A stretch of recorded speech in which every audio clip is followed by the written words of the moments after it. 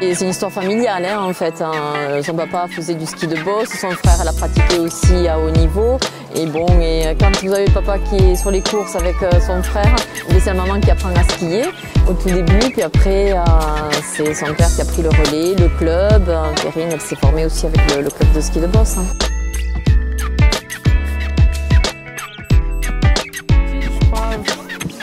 2 ans, peut-être avant un peu, parce que mon père était moniteur de ski, mon frère aussi. Et donc du coup, dès que j'ai commencé à marcher, ils m'ont mis sur des planches et c'est parti quoi. Avant, le ski c'était vraiment quelque chose. Enfin, j'adorais ça bien sûr, mais c'était quelque chose que je faisais les week-ends et puis c'était tout quoi. Et puis après, au fil des années, c'est devenu une drogue quoi. Et maintenant, je peux plus m'en passer. Et je suis tout le temps sur des skis. Et là, depuis 2 ans, j'ai un emploi du temps un peu plus chargé avec tous les déplacements en Coupe du Monde. Et donc, je les vois pas souvent. L'année dernière, je suis venue une fois ici, juste pour la journée que les Mondiales avaient préparée pour moi. Et après, j'ai pas pu venir.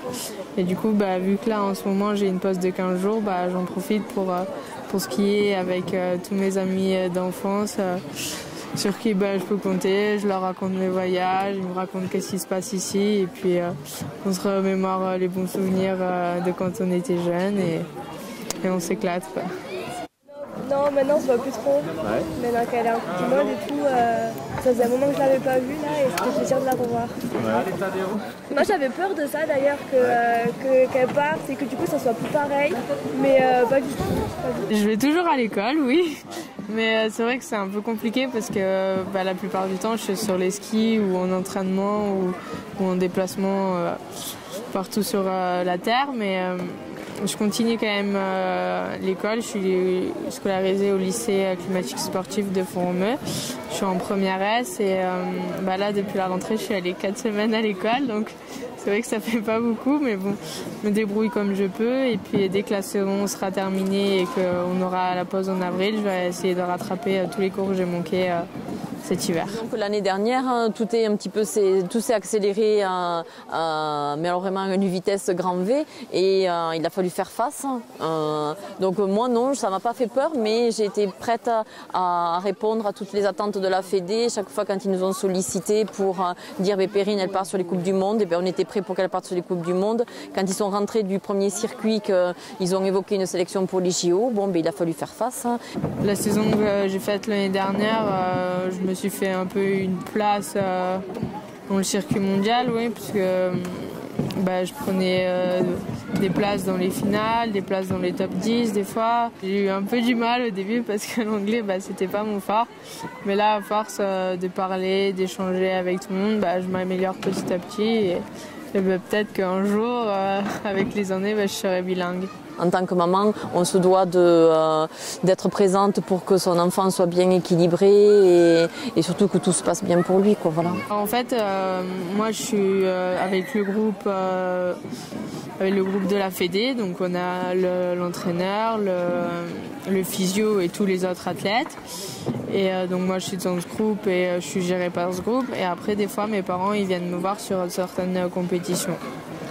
Vous ne pouvez pas enlever le regard de parents, d'une maman. Elle voit si son enfant il va bien ou pas, surtout à l'âge de Perrine, à l'adolescence. Il y a plein de choses qui évoluent, on les voit évoluer aussi. Et je pense que notre présence, elle est indispensable. Voilà. L'emploi du temps est surtout compliqué pour gérer ça. Une fois Font-Romeu, une fois à l'étranger, il faut réussir à gérer ça. Mais du coup, je suis pas souvent à la maison et mes parents, ils me voient pas souvent. Même mes amis, du coup, je les vois pas, je les vois très rarement. Donc je m'amuse en Coupe du Monde, je skie, je voyage, donc je regrette pas. Jusqu'à l'année dernière, j'avoue que quand je la suivais sur le circuit Coupe de France, sur le circuit même Coupe d'Europe, j'avais beaucoup de stress notamment au niveau des sauts parce que c'est quand même un sport à risque et c'est vrai que je n'y allais pas avec beaucoup d'aisance, la voir, j'étais pas tranquille. En ski alpin, quand ils descendent à 130 km/h dans des pentes comme ça, ils se prennent une chute, c'est 10 fois plus dangereux que ce que nous on fait. Mais à cette vitesse-là, ça peut être mortel. nous, on maîtrise ce qu'on fait. Et bon, c'est vrai, des fois, il y a des erreurs et il y a des graves soucis, mais on maîtrise ce qu'on fait et on est prêt pour ça, quoi. Maintenant, le niveau national, international qu'elle a, il y a quand même beaucoup de confiance en elle. Voilà, elle a un très bon niveau. Et bon, non, c'est vrai que maintenant, j'y vais sereine sur les courses. Hein. Ouais, ouais. Je sais qu'elle assure qu'elle est très bien encadrée. Ça aussi, c'est très important.